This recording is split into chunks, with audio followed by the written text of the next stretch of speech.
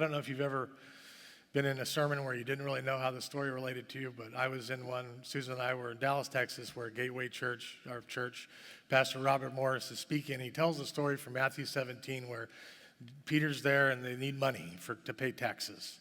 So Jesus says, go fishing. The first fish you catch, it'll have a valuable coin in its mouth. Use the coin, pay your taxes. It's pretty simple, right? So go fishing, catch fish, retrieve coin, pay taxes. So we go home and we have a stack of bills like this. It's a really tight time in our life.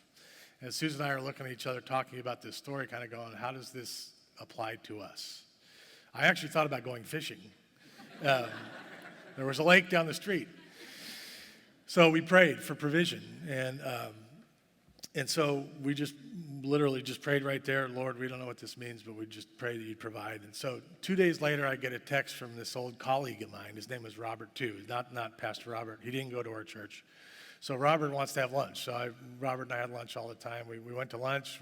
We're getting ready to pay the check. And Robert says, Dean, how are you doing financially? Which he had never asked me before.